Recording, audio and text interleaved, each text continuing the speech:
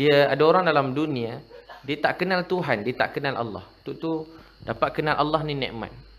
Lepas mengenal Allah ni bahagia. Sebab tu tuan-puan depan saya bukan calon-calon orang.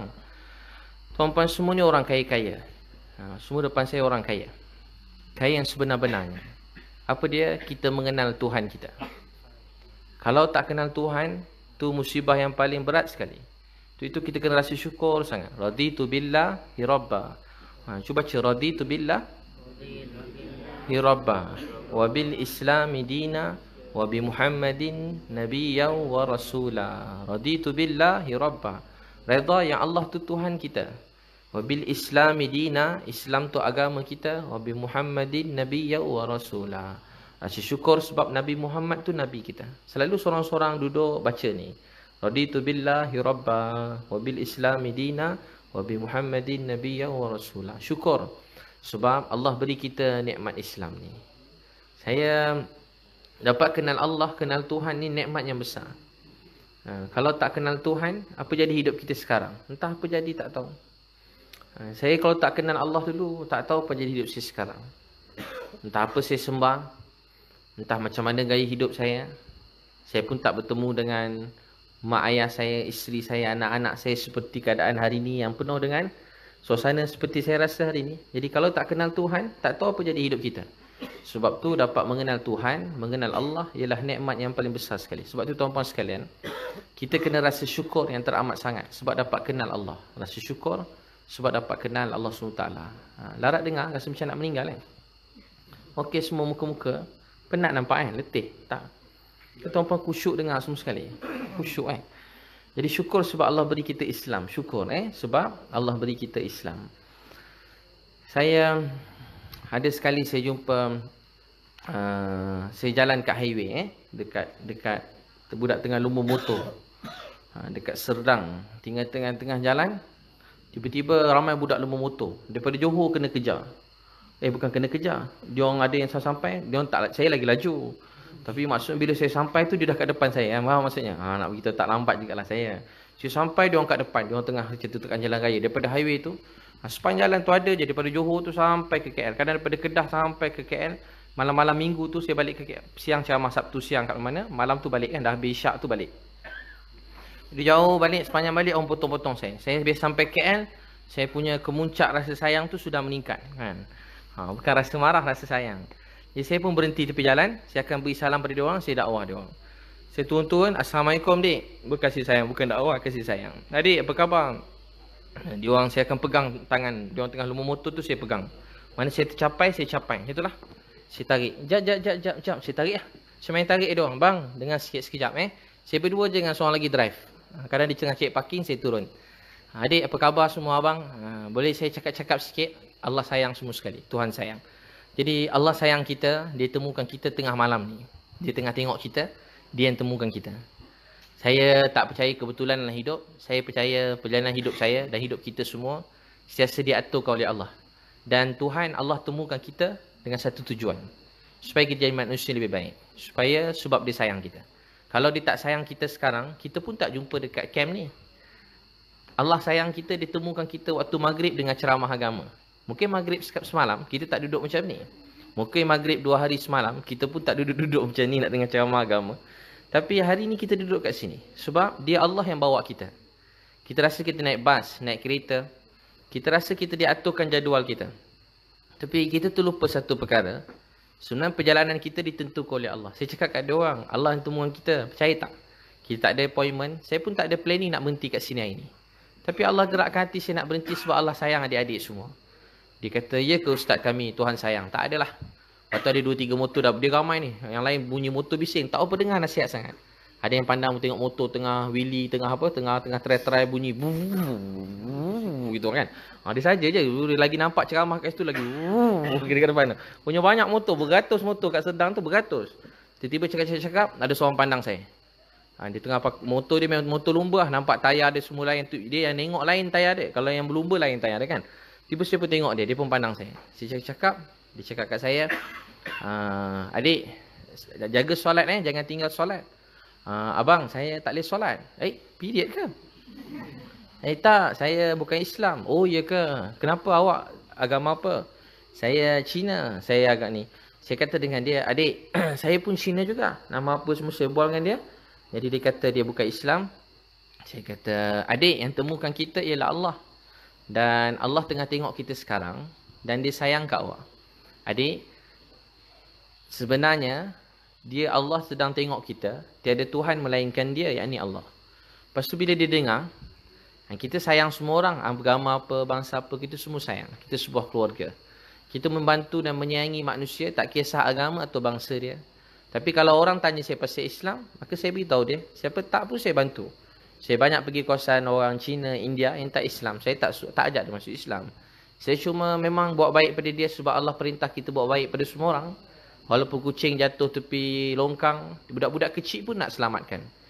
Budak-budak kecil, kalau kucing jatuh kat longkang, kucing kecil, saya selalu buat camp budak-budak. Budak-budak ni ramai-ramai tengok.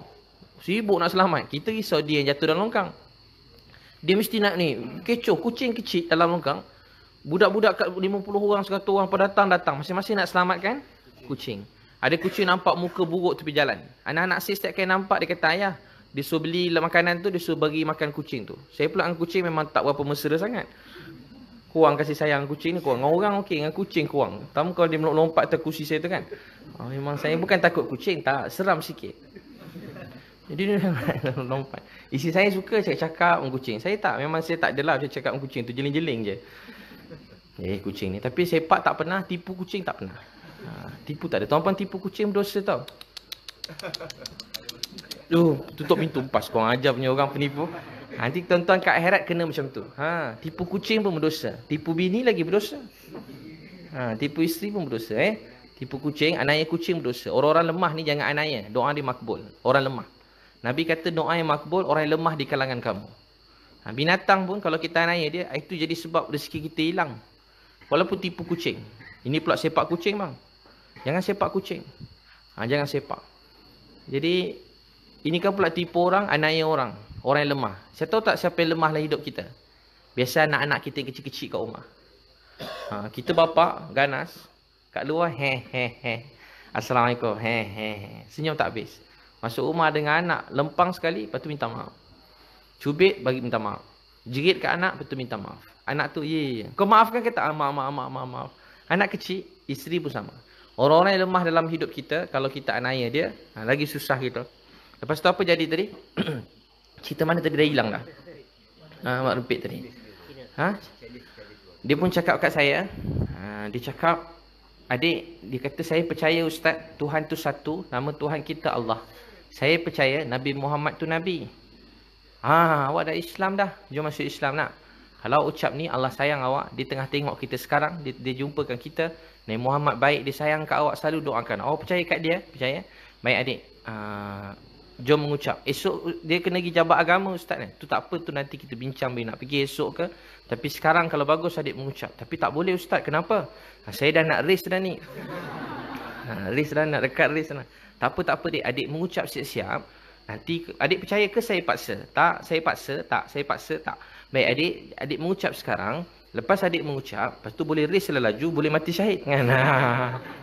Saya gurau dengan dia. Jadi dia pun mengucap. Sekarang budak tu dah nak kahwin dah. Dia kalau jumpa saya, dia peluk saya. Ustaz, dia peluk saya. Saya tanya apa rasa jadi orang Islam? Ustaz, daripada mula-mula saya masuk Islam sampai sekarang, saya tak pernah tinggal semayang. Saya sedih, saya susah, tapi saya tahu kat mana saya nak minta. Saya kadang-kadang call Ustaz, Ustaz tak angkat. Tapi saya tahu, saya call Allah Ta'ala, Allah Ta'ala setiasa angkat bila saya call dia. Lain macam sikit bahasa dia kan. Tapi tak apalah kan. Dia pun mu'alaf kan. Dia cakap macam mana pun tak apa, betul. Dia bahasa dia sendiri, bahasa cinta dipanggil. Kadang-kadang bukan dia maksudkan begitu kan, maha suci Allah. Tapi saya nak kata, dia seronok. Jadi saya tengok dia, saya rasa bahagia sangat. Baru ni saya jumpa seorang kakak India. Bawah jambatan dia duduk. Saya jumpa dia malam. Malam tu, Ustaz ada ke malam tu? Malam Indian, bukan? Bukan. Ada India, masa kita pusing. India sekali, laki tu laki. Ada seorang perempuan. Masa tu, pergilah malam tu. Jalan. Pusing malam-malam. Terkejut. Macam ujung-ujung mesti ada orang macam nak tanya pasal Islam. Saya tak kisah pun. Tapi dia orang sini nak tanya. Saya pandang muka dia, saya tahu dah. Dia nak tanya. Selalu teka tu betul. Teka tu betul. Baru ni pun teka betul. Teka je betul. Tak sangka. Bila berbual dengan dia, dia dah masuk Islam. Saya nampak dia tengok je saya. Ramai-ramai orang bagi makan ni, kita bagi makan. Ada seorang tengok kat tepi. Dipandang saya. Saya pun pergi kat dia. Kakak nama apa? Agama apa? Nama Lachmi. Umur apa? 49, 48. Oh kakak. Kakak agama apa sekarang? Tak ada, saya dah tak ada.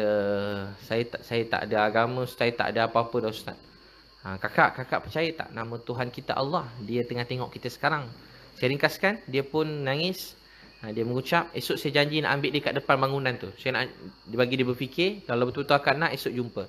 Sekali saya tunggu kat depan tu, dia tak ada. Lepas tu saya suruh staff saya turun sebab tak ada parking. Dia turun, dia tanya. Kawan saya lah, sahabat saya turun. Dia kata tak ada Ustaz, dah setengah jam dia cari tak ada, 15 minit. Setengah jam, dia dah tinggal nombor telefon kat 2-3 orang. Saya kata macam tu je cara nak ajak orang. Kita nak buat baik ni, syaitan lagi banyak. Nak buat baik ni, syaitan banyak. Jadi kita kena tolong dia.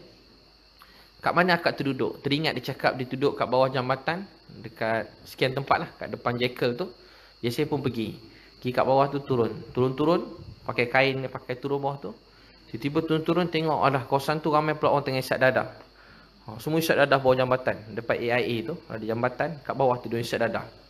Ramai. Sarapan pagi dadah. Pagi tu. Malam tu jumpa kakak. 8 pagi. Sarapan pagi dah semua. Duduk kat piring tengah. Begitu dah apa dia buat saya pun tak tahu lah. Tapi nampak piring-piring tu. Lepas tu bila saya sampai je saya dah fikir. Nak naik balik susah. Kita tengok kat bawah tu pun banyak harta rampasan juga. Harta rampasan kan. Tak tahu mana-mana harta rampasan. Basikal kuning yang kat KL tu pun banyak kat bawah tu.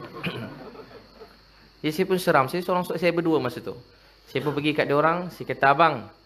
Boleh minta masa sikit nak cakap-cakap agama. Saya nak cari kakak tu sebenarnya. Cakap agama. Boleh? Saya nama ni, boleh berbual sekejap. Bentuk mana berbual? Boleh cakap sikit-sikit nasihat. Jap kalau ustaz nak nasihat sekejap. Dia pun ambil baju, dia pakai kot. Dia pun pakai kot nak nasihat.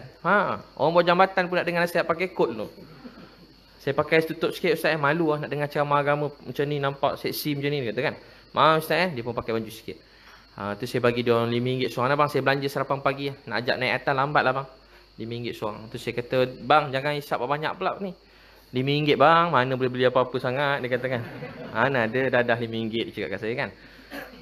Dia, abang bila nak berubah ni bang, berubahlah. Saya gurau sambil-sambil lalu kan.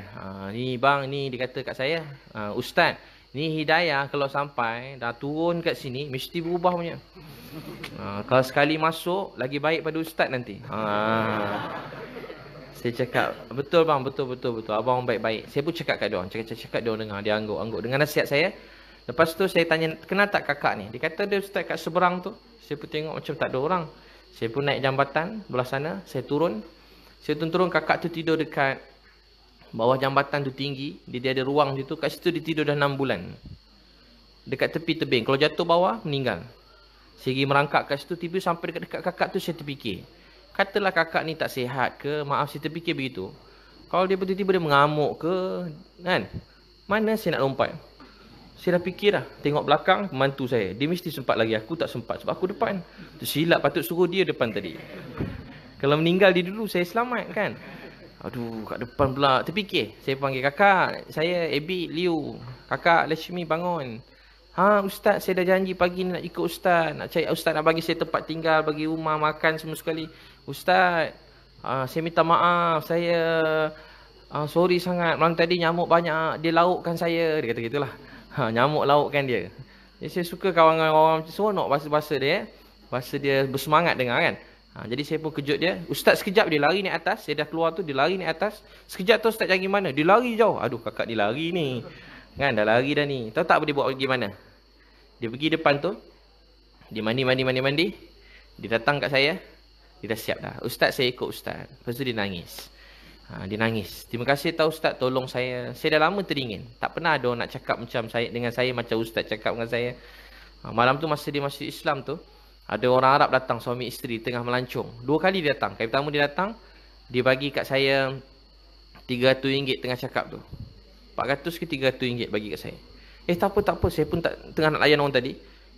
Saya pun ambil je lah. Tak apa. Saya ambil RM300 tu. Saya tak tahu cakap apa. Sebab kalau dia cakap Melayu pun tak apa. Dia cakap Arab. Tak apa nak jawab pula masa tu. Kalau ustaz ada mungkin ustaz tolong jawab kan. Tak apa, ambil lah kan. Susah pula nak terang kan. Lepas tu dia pergi, dia datang lagi sekali, dia bagi lagi duit. Dia kata ni bagi, so dia bagi pula yang Indian tu. Indian tu pula tak nak duit, dia suruh saya tolong pegang. Mana nak begitu dia ikhlas nak ikut saya tu. Betul dia ikut masuk tempat belajar. Dan baru ni saya belikan dia handphone. Bila dia dapat handphone tu, dia kata apa? Dia dapat je handphone tu. Dia lambai saya masa saya nak balik. Dia pergi, dia lambai saya dari tempat tinggal, dia lambai saya, dia pergi, saya pergi, dia lambai saya. Lepas tu saya nampak dia jatuh. Saya pusing balik semula sampai kat dia. Dia kata, "Ustaz, terima kasih, tolong." Saya pun tak tahu kenapa Ustaz baik dengan saya. Semua orang baik dengan saya, semua buat jahat dengan saya. Semua maaf, dia banyak kali kena itulah. Jadi saya tak tahu kenapa saya selama dah tak percaya Tuhan, saya tak percaya apa agama, saya tanya. Kat Malaysia mau Islam pun saya tak percaya. Tapi hari ni Ustaz datang jumpa saya, Ustaz tak nak apa-apa daripada saya. Saya pun sedih. Tahu tak apa dia? Kat luar sana, ramai orang dalam dunia teringin nak jumpa orang yang macam Nabi Muhammad sallallahu alaihi wasallam. Kita semua tak ada sifatnya tu. Saya lagi lah, memang mangkuk saya ni. Tapi ramai orang kat luar sana, mereka nakkan dibimbing, dipimpin, disayangi. Termasuk anak-anak kita kat rumah. Mereka dahagakan contoh-contoh yang baik dalam hidup dia. Tapi malangnya hari ni anak-anak, dia tak dapat contoh ayah yang baik dalam dunia. Maaf, mungkin dia tak dapat contoh mak yang baik dalam dunia. Maaf, dia tak dapat contoh kawan yang baik dalam dunia. Di dunia ini, dahagakan manusia yang baik-baik. Jadi kalau kita semua tak ada nafsu, keinginan, degil, perangai teruk, apa lagi dipanggil, tabiat buruk, iman lemah, apa saja. Apa saja kita boleh iktiraf apa kita punya kesalahan. Tapi saya nak beritahu tuan-puan sekalian, kat luar sana ada orang, dia nasib dia tak sama macam kita semua. Dia diuji, bukan sikit, banyak. Kalau tuan-puan tengok handphone saya, beribu mesej orang yang dah sesat, yang beribu orang yang boleh kata dia dah tinggalkan amal agama, dah tak tahu agama, tak tahu semayang. Ramai orang yang macam tadi saya baca tadi 5 orang tadi saya baca. Saya tengok sikit lalu je. Ustaz, saya lesbian. Saya tengok gambar dia, dia macam dia ada power tomboy ke apa saya tak tahulah. 5 orang. Ustaz, tolong saya dah tak semayang 10 tahun. Hidup saya dah musnah. Saya boleh semayang ke tidak? Boleh Ustaz bantu saya? Saya baca saya nangis. Yang lelakinya pula macam-macam. Saya bila baca tu saya menjadi macam sedih sebab banyak kerja yang kita semua kena buat. Hidup kita singkat, satu hari kita akan tinggalkan dunia ni. Tapi kita teringat, ada seorang lelaki di hidup cuma 23 tahun sebagai Rasul. Tetapi dia telah bawa kebaikan sehingga Islam tersebar di seluruh dunia. Itu pun beliau kata apa masa Haji Wida. Masa sahabat 23 tahun lepas, saya bayangkan seolah Haji Wida tu, katalah ini Haji Wida Nabi lah. Saya nak bagi contoh nak kira. 23 tahun lepas, beliau cuma seorang-seorang bergerak di dalam golongan manusia menghidupkan Islam. Bawa kasih sayang, akhlak. Setelah 23 tahun, hari ini lebih kurang. Hari Nabi berucap tu lebih kurang. Keseluruhannya orang Islam yang ada masa Haji Wida tu lebih kurang 124,000 ke 200,000 orang. Tapi dia kata apa? Wahai sahabat-sahabatku. Dengan penuh rasa rendah diri dia ucapkan. Dengan ikhlas, bukan sindiran, bukan belagak, bukan sombong. Hati Nabi yang ikhlas. Tahu dia kata apa? Wahai sahabatku semua, kamu semua akan ditanya mengenai diri aku. Allah akan tanya kamu, Adakah Nabi Muhammad ni akan ditanya, adakah aku macam mana? Adakah Rasulullah Nabi Muhammad telah menyampaikan agama ni? Wahai sahabatku, aku nak tanya, adakah aku telah sampaikan Islam ni kepada kamu? Dia berjuang siang malam dengan kasih sayang, akhlak. Keluarga beliau susah, mati, sakit. Tapi dia kata, adakah aku dah sampaikan Islam ni? Ditanya dengan ikhlas. Adakah aku telah sampaikan Islam ni? Sahabat semua ada yang nangis, ada yang jerit, ada yang cakap kuat-kuat. Ramai-ramai serentak kata, ya Rasulullah, bahkan kami bersaksi, kamu telah menunaikan hak-haknya. Maksudnya bukan saja kamu sampaikan Islam, bahkan kamu telah berkorban untuknya. Kamu telah bermati-matian untuknya, kamu telah berjuang untuknya. Nabi kata, ya Allah, tolonglah saksikan ni. Inilah saksi-saksi aku lebih kuat. Ya Allah, saksikanlah. Ya Allah, saksikanlah. Ya Allah, saksikanlah. Jadi, ini orang yang berbuat baik. Dia sibuk membangunkan manusia, tapi dia rasa dia belum buat apa-apa lagi untuk kebaikan manusia lain. Jadi, sebab tu tuan-puan sekalian, kita dunia ini merindui orang yang berakhlak macam akhlak Nabi. Jadi, kita semua yang sederhana, biasa-biasa ni, kita kena ada cita-cita nak bersifat dan berakhlak macam Nabi Muhammad sallallahu alaihi wasallam. Kita kena hidupkan akhlak Nabi dalam hidup kita, dalam kehidupan kita semua. Rasa sayang, rasa kasih, rasa cinta kepada umat ni. Rasa sayang, kasih, cinta pada umat. Boleh insya-Allah semua sekali? Larat lagi dengar? Dah tunduk semua sekali? Tidur ke, menangis ke? Sebab ke, macam mana? Rasa nak meninggal? Rasa apa semua sekali? Rasa khusyuk. Jadi kita kena rasa sayang pada orang lain. Rasa sayang. Rasa sayang. Sebab tu kita kena jadi contoh. Siapa bercita-cita nak berakhlak macam akhlak Nabi yang kat tangan? Masya Allah, Masya Allah. Masya Allah. Bagus semua sekali. Kalau seramai ni, insya-Allah kebaikan, akhlak, kasih sayang. Orang Islam dulu-dulu menjadi contoh. Idaman, idola manusia dalam dunia tentang akhlak. Tapi sekarang kita tak tahu kat mana silap, kat mana salah. Kita sikit-sikit akhlak tu mula terhakis dalam diri kita. Kita dengan adik-beradik pun dah akhlak dah hilang. Adik-beradik pun bergaduh, anak-anak orang Islam. Mak sakit jadi adik-beradik bergaduh. Sebab duit sikit habis jadi musuh. Sedih kan? Sikit-sikit je. Satu keluarga pun tak boleh disatukan. Macam mana? Nak satukan dunia. Sebab tu tuan-puan dekat KBS ni kena bersatu hati. Sayang semua orang. Tanpa mengira agama, bangsa, rasa kasih. Dan sifat. Maksudnya bantu semua orang. Bantu semua orang. Sama kita pula macam adik-beradik. Rasa rapat, rasa mesra. Rasa sayang. Boleh insya-Allah semua sekali? Boleh? Rasa sayang, rasa kasih. Rasa cinta. Rasa cinta, rasa kasih.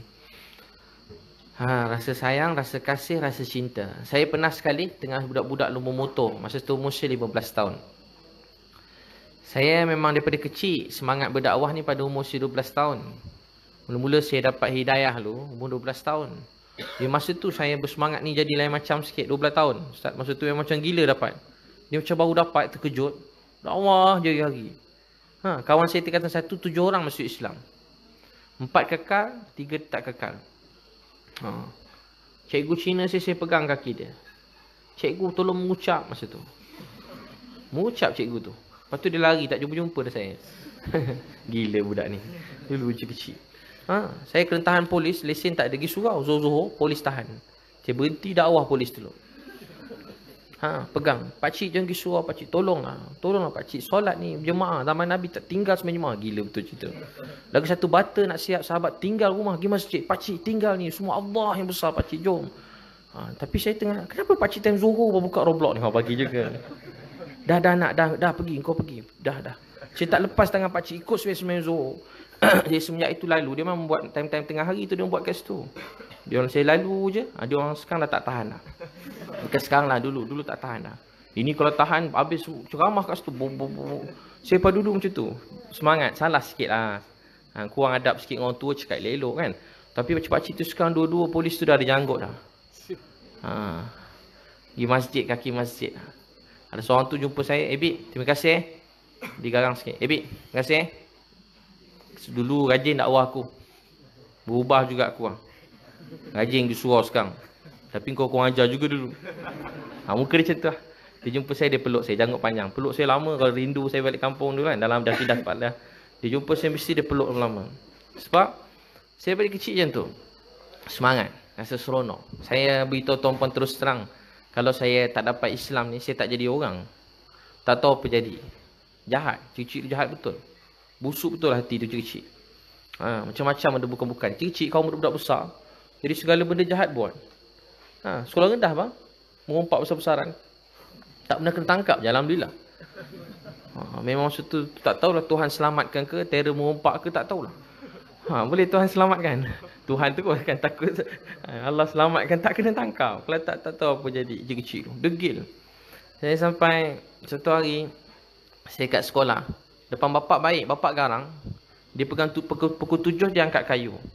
Anak-anak semua dalam rumah. Bukan anak-anak, jiran-jiran sikit masuk rumah. Bapak saya dengan mak saya romantik, penyayang. Kalau mak peluk je, manja begitulah. Makan berdua, ya sayang. Dia tak belajar sangat sunnah, tapi kasih sayang tu ada. Makan dalam dulang, bukan dalam dulang, dalam pinggan. Tapi suap-suap dengan mak saya. Itu sunnah Nabi tau bang, suap-suap makan. Nabi suruh. Abang dia suap isteri, yang bujang catat je lah, tulis kat kertas, nanti amalkan. Jangan suap sekarang, belum nikah, tak boleh. Suap makan. Isteri suap suami pun boleh, suap-suap. Sekali dua lah, lepas tu suap sendirilah kan. Makan. Kalau boleh satu pinggan share. Kalau keluarga besar, beli dulang. Makan dalam dulang. Kalau boleh duduk bawah. Makan kat bawah. Lepas tu bila makan berkasih sayang. Tu keluarga saya dulu-dululah. Bapak dengan anak garang. Tapi dengan mak romantik. Mak masak, dia peluk belakang, laga-laga pipi. Oh, kami anak-anak jeling-jeling. Seram juga tengok. Itu sunnah Nabi juga. Peluk isteri, laga-laga pipi. Dukung kat belakang. Tapi tengok saiz lah mana yang besar ni. Dukung kat belakang. Tu tak apa lagi. Yang ni lagi saya heran. Mana bapak si belajar saya tak tahu. Mak masuk bilik air, bapak masuk sekali. Tu pun sunnah Nabi juga. Riwayat Bukhari. Semua tu hadis. Sahih semua sekali tu. Mandi sekali. Mandi satu bekas. Berebut-rebut air. Tapi jangan ajak sekeluarga semua sekali. Mak ayah mertua semua sekali mandi kan. Berkasih sayang. Jadi masa tu bapak saya dia romantik. Jadi kami anak-anak, satu hari saya pergi sekolah, ada seorang cikgu matematik bagi ceramah. Dia kata tinggal satu solat 80 tahun dalam neraka. Saya dengar, saya nangis tak berhenti. Saya dengar, saya nangis.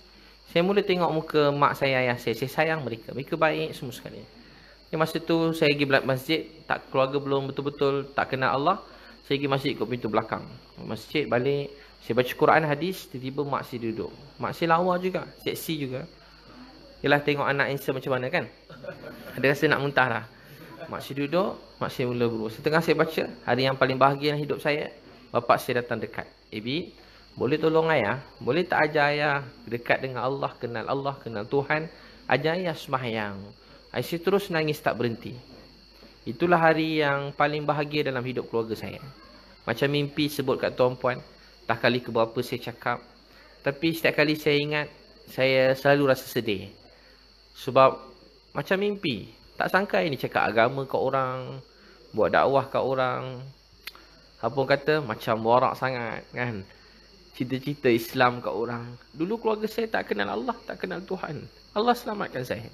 Kalau dia Allah tak kutip saya daripada longkang, sesat, tak ambil saya tak cari. Kalau saya cari lain lah. Saya cari ke, saya buka buku-buku macam ada orang rajin-rajin. Saya dengar ada orang dapat Islam tu, baca buku ni, kaji Quran, buka. Saya bukan macam tu. Saya baca buku tentang polis, perompak. Tu je saya baca. Sebab tak nak jadi perompak. Hari-hari baca buku penyiasat dengan perompak. Baca cara merompak pada kecil. Gila ke tak gila? Tapi tengah-tengah baca buku perompak, buku polis, suka matematik, tu je kecil-kecil. Tiba-tiba hidayah tu datang. Ini dipanggil macam hadiah. Ya? Sebab tu saya tak berani nak pandang rendah siapa-siapa. Saya tak berani nak hina siapa-siapa. Sebab, yelah, saya dulu pun Allah kutip je. Ya? Orang kata apa? Rezeki Ustaz kan? Tiba-tiba dapat rezeki. Ini rezeki yang paling besar sekian hidup saya. Dan dia mengubah seluruh hidup saya. Saya selalu sedih, susah. Tapi saya tak rasa sedih susah. Sebab saya belajar daripada kecil, cikgu yang ajar saya, kalau ada apa-apa, 2 rakaat. Ada apa-apa, 2 rakaat. Dipesankan saya, jangan tinggal solat berjemaah. Semenjak hari itu, saya masih kecil, masih pergi subuh kat masjid. Kalau saya terbangun terlambat pagi itu, saya nangis kuat-kuat. Sampai pergi sekolah, saya tak cakap dengan orang. Saya nangis sebab tak dapat sembahyang subuh kat masjid. Sedih. Jadi, saya tak tinggal sembahyang jemaah. Kalau susah, saya sembahyang 2 rakaat, sembahyang hajat, ambil wuduk. Ada masalah sembahyang hajat. Saya ingat van bapak saya terbakar. Kat rumah saya terbakar. Orang lari keluar rumah. Saya gila. Saya duduk dalam rumah sembahyang. Saya sembahyang. Gila ke tak gila? Budak-budak, lurus. Orang kata sembahyang. Tapi tak kedai sebab sembahyang tu, orang sibuk nak padam api tu. Kalau tak orang biar je. Teringat ebit dalam rumah. Sebab nak selamatkan saya selamat, rumah pun selamat. Walaupun saya buat tu benda salah. Saya tahu saya salah. Saya sembahyang kak. Ni, bang, sembahyang. Terbakar, van terbakar meletup pada rumah, sembahyang. Saya sembahyang dalam bilik tu. Abang Abdul Rahman tu dia cari saya. Mana ebit? Dia masuk bilik, dia peluk saya, dia nangis. Kau ni kenapa? Kami sama-sama balik kampung asli, berdakwah. Abdul Rahman tu, dia dah besar masa tu. Dia berjumpa saya, dia peluk. Kau kenapa, Bi? Minta kat Allah. Dia pun peluk saya kuat. Ya Allah, kau ni terlebih warak pula dah. Dia peluk saya. Kalau mati tadi macam mana? Jadi saya belajar kalau susah minta kat siapa? Minta kat Allah. Wasta'inu bisabri wassalah. Allah kata minta pertolongan dengan jalan sabar dan solat. Sabar ni menahan diri pada perkara yang haram. Tuan-tuan susah-susah, jangan ambil duit yang haram. Susah-susah, jangan buat perkara yang haram. Bila buat yang haram, kita telah kalah dalam Allah nak tolong kita tapi kita cari jalan yang haram. Sabar daripada melakukan yang haram. Walaupun jalan yang haram tu buat kita kaya atau nikmat atau nampak macam bahagia. Tapi sebenarnya kat sana tak ada bahagia. Dalam melanggar perintah Allah ni dia berkata fata morgana.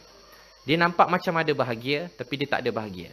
Nampak macam kaya, sebenarnya bukan kaya. Dia nampak macam untung, sebenarnya derita menanti kat sana. Itu perkara yang haram. Jadi saya pun belajar. Bapak saya kata, Ebit, saya pun pegang tangan dia, bawa pergi ambil wuduk. Masa ambil uduk, saya ingat lagi, saya bahagia sangat. Saya baik, dia sangat rajin. Dia sayangkan anak-anak. Saya tahu dia sayangkan anak-anak. Dia kerja siang malam. Saya sayang dia.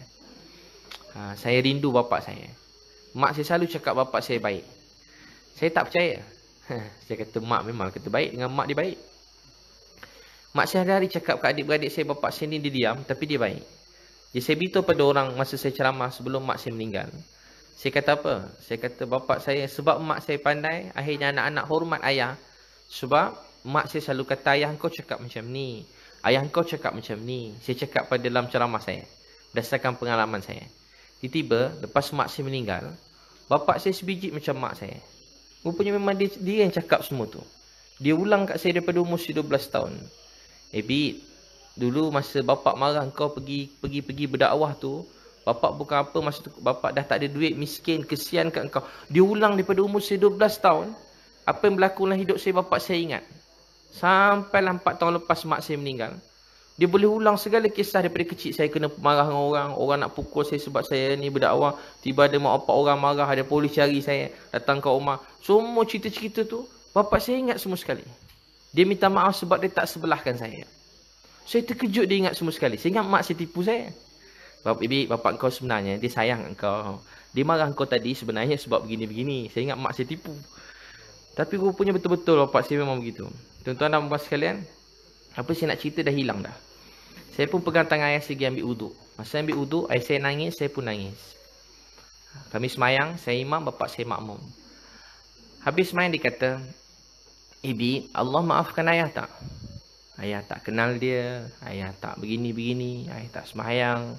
Dia maafkan ayah tak? Saya kata, ayah nak tahu tak siapa yang pilih ayah hari ni untuk kenal Allah, dapat semayang? Bukan Ibi yang bawa ayah. Saya kata, kalau Allah tak maaf, Tuhan tak maafkan ayah, tak apa. Ayah, bukan Ibi bawa.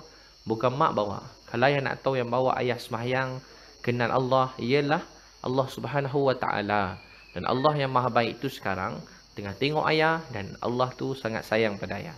Saya terus menangis tak berhenti. Itulah hari yang paling bahagia dalam hidup saya. Tuan-tuan semua depan saya orang beruntung tau, kaya. Allah beri dapat kenal dia, kenal Allah, dapat Islam. Tu hargai nikmat Islam. Tahu tak tanda bersyukur dengan nikmat Islam ni apa dia? Jaga solat fardu awal waktu. Itu asas dia. Orang tanya Nabi apa amalan yang paling afdal? Nabi sebut solat di awal waktu. Bagi lelaki solat berjemaah sampai mati, jangan tinggal solat berjemaah kecuali sakit, tiba-tiba tak sedar sangat. Tapi jadikan kebiasaan macam kerja. Saya sekali MC sakit logik, cuti 14 hari setahun berapa hari? 17 hari setahun ke 24 hari setahun?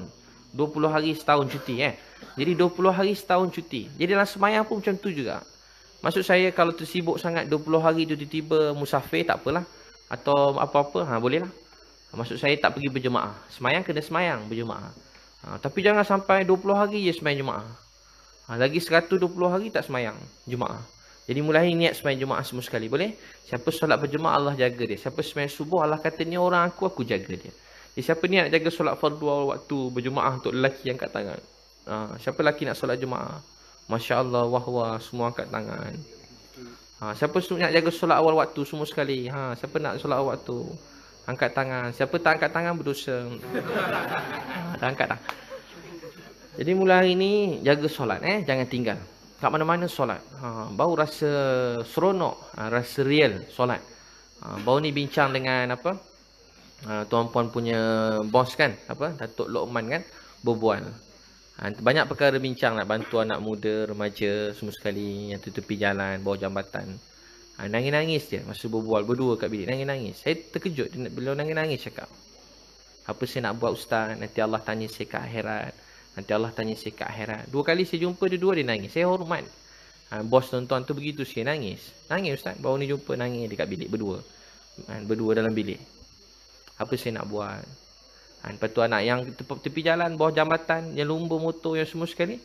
Anak-anak orang Islam. Tak maksud saya.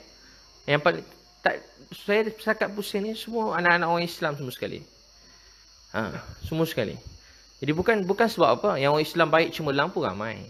Tapi seorang je kesan dia besar. Jadi apa buat? Aku fikir masa tu bincang-bincang. Antara perkara yang kami fikirkan ialah perkara utama dia solat. Saya cerita sahabat solat ni Jadi setuju. Jadi sebab tu tuan-puan kena buat, kena usahakan suasana solat. Antara bincang masa Ustaz nak apa dia? Nak buat apa dah? Street solat. Solat kat mana-mana. Macam minggu lepas dia orang semayang semua dekat depan coket tu. Itu pun ada orang seorang-seorang dua ikut gini sekali. Lepas ni kita buat street solat. Mana-mana pergi supaya wujud suasana solat. Supaya anak-anak muda kat mana pun solat. Kalau main bola tepi padang solat. Tak lagi surau, kalau boleh bagus pergi masjid surau. Tapi tak berjemaah tepi padang tu. Ambil air mineral tu satu, ambil uduk kat tepi padang, boleh semayang. Semayang ramai kat tengah padang tu. Tak payah alas pun tak apa. Sah je semayang tu. Kenapa tak sah pula? Sah je. Kan? Ambil uduk, semayang kat tepi padang. Main bola sibuk contoh. Semua semayang tepi padang. Semayang. Contoh kat mana lagi? Dekat Sogo. Susah kan nak surau dah penuh, nak pergi bawah turun, mikir nak turun bawah, naik lift, lama pula ke bawah. Tak payah, dekat depan dataran Sogo tu semayang semua sekali. Kita buat tu tempat kedua saya punya fikir Ustaz kan. Yang ketiga, buat kat dataran Merdeka. Tengah ramai orang kat dataran Merdeka, tengah perang kan. Kita bentang sejadah kat tengah tu. Jadi semua sekali semayang kan. Mana motor parking tu pergi jalan turun, Allahu Akbar. 5 minit je. Bukan nak berzikir sampai sejam ke situ. Jangan semayang sunat pula tengah jalan tu. Bantai semayang sunat pula kita semua tengah jalan tu kan. Gelanggar motor kita kan. Kat mana-mana. Wujudkan suasana apa? Suasana solat. Zaman Nabi SAW, Sayyidina Umar Al-Khattab tulis kat kepala surat. Aku memberati solat lebih daripada perintah-perintah yang lain. Kerana aku yakin orang jaga solat akan jaga perintah Allah yang lain. Orang cuaikan solat, dia akan cuaikan perintah Allah yang lain. Aisyah radhiyallahu anha kata, azan dilaungkan Nabi SAW seolah-olah tak kenal kami. Azan macam tak kenal orang. Nabi. Sayyidina Umar Al-Khattab dan Nazak. Dia setiap kali mesyuarat menteri-menteri, antara soalan dia solat. Mana-mana menteri lambat solat, dia suruh tunggu. Ada satu menteri lambat, dia masbuk. Panggil dia. Awak ni selalu lambat, masbuk. Balik paling cepat. Habis balik, datang lambat, balik cepat. Ya Rasulullah, wahai Sayyidina Umar Al-Khattab. Zaman Nabi ada satu kisah lebih kurang begitu. Ni zaman Sayyidina Umar Al-Khattab. Dia kata, saya ada selai baju. Baju tu saya terpaksa gilir dengan isteri saya untuk semayang. Terpaksa gilir dengan isteri saya untuk semayang. Baju yang bersih. Baju yang betul-betul sempurna, saya gilir dengan isteri saya. Nangis Sayyidina Umar Al-Khattab radhiyallahu anhu. Pergi cek siasat dia. So dia isytihar harta. Dia tak isytihar lagi. Semua menteri lain dah isytihar. Dia seorang tak isytihar. Panggil dia datang. Datang lambat pula. Lepas tu janji ini esok sampai. Asal kau lambat sangat sampai? Jalan kaki datang. Kau dah kenapa datang jalan kaki? Saya tak ada kenderaan. Mana kenderaan? Orang masyarakat kau tak siapkan kau kenderaan? Orang pekerja ni tak ada. Sayyidina Umar tak percaya. Dia kata, kenapa tak isytihar? Saya tak ada apa nak isytihar. Tuan boleh kerat darah saya dan tengok. Kalau ada mana-mana darah, mana-mana ada darah orang lain, mana-mana makanan atau bukan daripada dalam darah saya tak ada sikit yang haram. Sayyidina Umar diam. Sekali suruh orang siasat pergi rumah dia. Terkejut orang tu masuk rumah dia, gelap gelita. Tak ada lampu, gelap gelita, rumah dia buruk. Sayyidina Umar dengar kisah dia tu, Sayyidina Umar menangis. Saya bukan nak suruh tumpang rumah buruk. Tak, rumah saya pun cantik. Saya tak suruh tumpang kereta buruk, kereta saya pun cantik juga. Saya tak suruh begitu. Cuma saya nak kata, orang-orang begini pun jaga solat. Orang jaga solat, rasa sayang dia kepada Allah. Bila kita jaga solat, kita akan jadi manusia yang disiangi. Sayyidina Umar Al-Khattab dengan Nazak, orang bisik solat dekat telinga dia. Dia bangun, dia menjerit. Berbual lain semua tak sedar, dia dah nazak. Tapi dengan solat terus dia bangun. Sesungguhnya tak ada bahagian dalam Islam bagi orang yang tidak solat. Dan nazak dah. Di mulai ini kita niat jaga solat. Wujudkan suasana solat. Apa pun program yang kita buat kat mana-mana jaga solat. Tahu tak macam nak mulakan? Mula dengan diri sendiri. Mula dengan diri sendiri. Kalau kita sendiri tak jaga solat, kita tak akan beratkan solat pada orang lain. Kalau kita orang jaga solat, kita akan beratkan solat pada orang lain. Sebab tu penting orang-orang yang menguruskan program-program ni ialah orang yang ahli solat. Tahu tak sebab apa? Sebab kalau dia rasa penting solat, dia nak anak-anak dia solat. Ahli solat tak sampai hati tengok anak dia tidur tak solat. Dia tak akan biar isteri dia tidur tak sembahyang subuh. Dia tidur dengan saya satu selimut, bantal sama, malam berkasih sayang. Tidur sekali satu bantal, satu selimut, mimpi lain-lain. Rupa kat akhirat tempat pun lain-lain. Cinta yang sebenar pada isteri, kejut isteri subuh. Bukan cintakan isteri, biar dia tidur lena sebab dia dah penat, jaga anak, jangan kejut subuh. Tu salah, cinta yang salah. Cinta tu semua sekejap je lah. Mati habis cinta tu. Dia jadi musuh kita. Kat akhirat dalam Quran kata isteri jadi musuh. Anak musuh. Tahu tak bila? Bila kita tak kejut dia orang solat. Anak pun sama. Sayang anak, kesian anak saya ni. Penat dia belajar. Penat esok dah besar, kesian dia teruk kerja. Biarlah dia rehat. Tu salah, mikiran yang salah. Kejut. Dia 10 minit. Kalau dia betulkan subuh, cakapkan dia nak. Beritahu ke anak, esok kalau bapak mati, bapak tak sempat kau tengok kau jadi doktor, engineer, jadi peniaga. Tapi kalau kau sembahyang subuh dengan bapak kat masjid, kalau bapak mati yang ni bapak tenteram dalam kubur. Kena cakap terus terang anak kita. Ni isteri pun sama. Abang sayang kat awak. Abang minta maaf tak didik awak dengan baik. Daripada mula kahwin sampai sekarang abang salah. Sayang, tapi kita bukan nak hidup dalam dunia. Kita akan mati, akan berjumpa dengan Tuhan yang jadikan kita. Sayang, kita kena bangun semayang awal. Tu suami yang baik. Kalau tak, cinta kita sekejap. Jangan marah dia. Jangan pukul dia tak semayang, belasah dia tak, kejut dia. Peluk dia, minta maaf kat dia. Sebab kita tak bimbing dia dengan baik. 3 tahun kahwin dengan kita, subuh dia pukul 7 pagi. Ada orang dah kahwin 10 tahun, subuh isteri 10 pagi. Pukul, tak semayang subuh. 20 tahun dia kahwin dengan kita, sekali pun tak pernah cakap kejut dia semayang subuh. Tu suami yang kejam, zalim. Akhirnya esok dia tanggung. Sama juga anak kita tak bangun semayang. Sian ni kita kata I love you, sayang dia, kita dukung dia, terbangkan dia. Bagi bunga hari. Tapi kita tak kejut dia semayang subuh. Kita bukan ayah yang baik, kita kejam kat anak kita. Lagi teruk, kita bapa sendiri tak semayang. Kita tunjuk kat anak kita semayang. Kita berdosa. Sian anak-anak kita.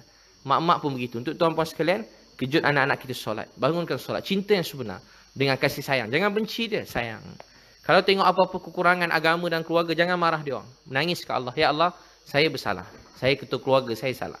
Saya minta ampun, saya tak pandai didik keluarga saya. Bantu saya, Allah. Tolong saya. Nak betulkan anak. Peluk dia orang. Ada kawan saya. Dia kerja kelab ni. Jaga kelab-kelab. Dia mau berubah, hijrah, dapat hidayah. Baik dengan saya. Anak dia sekarang kerja JRO. Dia nangis. Apa saya kata kat dia? Buat taklim kat rumah. Dia buat taklim kat rumah. Anak saya mana ada kat rumah, Ustaz? Masih bila nak baca hadis kat dia? Buat bang. Masih bila tahu dia buat? Dia buat masa anak dia make up sebelum keluar malam-malam. Lepas maghrib anak dia make up nak keluar. Kerja malam. Kerja tahap apa tak tahu. Dia tahu anak dia buat jahat. Dia cakap-cakap dengan anak dia memang tak nak dengar langsung. Bapak awak berubah 6 bulan. Orang bagilah kita peluang sikit, nak enjoy sikit. Bapak dah tua-tua baru bertobat. Tak sedar diri. Cakap kat bapak. Bapak dia malu lah. Anak kesiangan duduk berdua, bini tak ada dah. Dia baca hadis time anak dia make up. Lepas berapa bulan dia buat, 2 bulan anak dia tak dengar, lebih kurang lah. Dia pun merajuk. Masuk bilik dia nangis, anak dia ketuk bilik dia. Ayah, kenapa ini tak baca? Tak ada faedah nak. Macam curah daun ke air ke daun keladi. Tak ada faedah kau tu, macam telinga monyet kan. Tak dengar pun. Anak dia kata, ayah nak tahu tak? Semalam saya dah berhenti kerja tu. Ayah bawa lah saya nak belajar agama. Saya tak tenang hidup macam ni ayah. Ayah dia terus peluk dia. Sebab tu kesan ayah dia hari nangis doa. Jadi tuan-tuan sekalian, untuk tu kita kena buat sesuatu dalam hidup keluarga kita. Dan kita kena jadi orang yang lebih baik. Sebab hidup ni cuma sementara. Siapa pun dalam dunia akan mati. Entah malam ni, esok, lusa, tak tahu bila. Tentu kita berusaha untuk kehidupan akhirat. Tak berbaloi korbankan agama kita untuk dunia sementara ni. Dunia sangat sementara. Takkan mati tak tercepat sesaat, tak terlambat sesaat. Untuk itu kita kena berusaha dalam dunia nangis-nangis, keluar air mata. Paling-paling sedih-sedih pun cuma menangis. Tapi kat akhirat orang menangis sampai keluar air mata darah. Rabbana abusarna wa sami'na farji'na na'mal salihan inna mukinun. Wahai Allah, kami nampak, kami dengar dan yakin. Balik kami ke dalam dunia buat amal saleh. Allah kata dah terlambat. Mereka menangis sampai air mata dia kering, sampai keluar air mata darah. Sampai buta, Allah takkan balik dalam dunia. Untuk tu kalau nak bertaubat, nak sedar sekarang, untuk tak ada waktu lain, hidup ni bukan gamble, life diperjudikan. Tuhan terima, tak terima tak apa. Allah dah beritahu dalam Quran, jangan pernah kau mati, melainkan mati sebagai orang Islam. Allah dah warning siap-siap. Jangan pernah berani nak mati, melainkan mati sebagai orang Islam. Dunia ni tempat kasih sayang, dan setiap hari Allah sudi maafkan kita. Tapi kalau di akhirat kita langgar perintah Allah, orang akan nak mati, nak balik jumpa Allah, Allah tak bagi dah. Balik mati, dah balik jumpa Allah. Kalau Allah marah, Allah tak kata lembut-lembut dah. Ambil dia dan masuk dalam neraka. Tapi Allah kata apa? Uzu fa'tilu sawa'il jahim. Tangkap dia, dah humban dia dalam neraka. Kejam ke? Huzu, tangkap dia. Fa'tilu sawa'il jahim. Tangkap, humban dalam neraka. Allah tak kata ambil, letak dalam neraka. Tahu tak sebab apa? Sebab setiap orang telah diberikan peluang. Jadi semoga Allah SWT terima. Maafkan kita, sayang kita. Bismillahirrahmanirrahim. Alhamdulillahirrabbilalamin. Wassalatu wassalamu ala ashrafil anbiya mursalin. Wa ala alihi wa sahbihi ajma'in.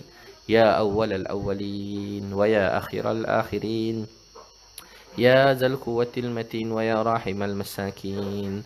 Ya arhamar rahimin. Ya arhamar rahimin. Ya arhamar rahimin. Ya hayyu ya qayyum birahmatika nastaghis. Ya hayyu ya qayyum birahmatika nastaghis. Ya Allah, Tuhan kami yang sangat menyayangi kami, ampunkan semua dosa-dosa kami. Ya Allah, terima kasih sayang kami, jaga kami selama ni. Dari dulu sampai sekarang tak berhenti kau jaga kami. Ya Allah, terima kasih sayang kami, beri kami Islam ni. Kalau kami tak dapat Islam ni, kami tak tahu apa jadi hidup kami. Ya Allah, yang sedang menyaksikan kami, ampunkan semua dosa-dosa kami. Ya Allah, kami banyak buat silap, buat salah. Kami minta maaf, minta ampun. Ya Allah, kami sungguh-sungguh bertaubat pada Engkau. Ya Allah, terima kasih beri mak ayah kami Islam dapat kenal Engkau. Ya Allah, kalau kami tak dapat Islam ni, kami tak tahu apa jadi hidup kami, Ya Allah. Ya Allah, terima kasih. Kami sangat sayang mak ayah kami. Di mana pun mereka berada waktu ni, bahagiakan mereka, Ya Allah. Gembirakan hati mereka, Ya Allah. Jagakan mak ayah kami, Ya Allah. Ada mak ayah kami yang telah meninggal dunia. Kau jagakan mereka, kami rindukan mereka. Sehingga kami dapat bertemu dengan mereka. Kami nak cium, nak peluk mereka. Kami nak cakap terima kasih atas kebaikan yang mereka buat pada kami. Ya Allah, kami rindu suara menasihat mak ayah kami. Ya Allah, ampunkan dosa isteri, suami, anak-anak, ahli keluarga kami semua sekali. Ya Allah, sayangilah keluarga kami. Kami sayang ahli keluarga kami. Ya Allah yang maha baik, yang maha penyayang, ampunkan dosa kami ke semua, Ya Allah. Sayangi kami semua. Ya Allah, ampuni hidayah pada semua manusia dalam dunia, dapat mengenalmu, dekat padamu, Ya Allah. Ya Allah, sedang kami makan kenyang, tidur lena, ada orang susah, sakit di seluruh dunia. Kau bantulah mereka, Ya Allah, tanpa kira bangsa, agama mereka. Ya Allah, bantulah semua manusia dalam dunia. Ya Allah, maha baik, maha penyayang. Sayangilah kami semua, Ya Allah. Teguhkan kaki-kaki kami, perjuangan kami dalam bawa kebaikan pada manusia, manfaat untuk orang lain. Wahai Allah, Ya Allah, antara kami yang sakit, sembuhkan, sihatkan. Ada antara kami yang bersedih, Ya Allah, Kau bahagiakan. Antara kami ada masalah hidup, Kau pemudahkan. Ya Allah, dan antara kami ada hajat-hajat yang baik dunia akhirat, Kau kabulkan. Ya Allah, yang maha baik, yang maha penyayang, kami tahu Kau maha mengetahui, sentiasa melihat kami. Jaga kami dari dulu sampai sekarang. Ya Allah, kami tak tahu bagaimana kami nak cakap terima kasih atas segala kebaikan yang Kau beri pada kami. Ya Allah, terima kasih sayang kami. Ya Allah, terima kasih dengan doa kami. Terima kasih pandang kami dengan doa kami. Jaga kami setiap masa. Ya Allah yang maha baik, maha penyayang. Kalau ni hari-hari yang tak akhirlah hidup kami, kami minta maaf, minta ampun atas segala dosa-dosa, salah silap kami. Kami sungguh-sungguh minta maaf, Ya Allah, atas semua kesilapan, kesalahan dalam hidup kami. Ya Allah, janganlah marah kami, maafkan kami semua. Ya Allah, apa Nabi SAW minta kebaikan untuk umat kami minta. Apa Nabi SAW minta jauhkan, minta jauhkan. Rabbana atina fid dunya hasanah wa fil akhirati hasanah wa qina azabannar. Sallallahu ala sayyidina Muhammad wa ala alihi wa sahbihi wa baraka wa sallam. Alhamdulillahirabbil alamin. Taqabbalallahu minkum.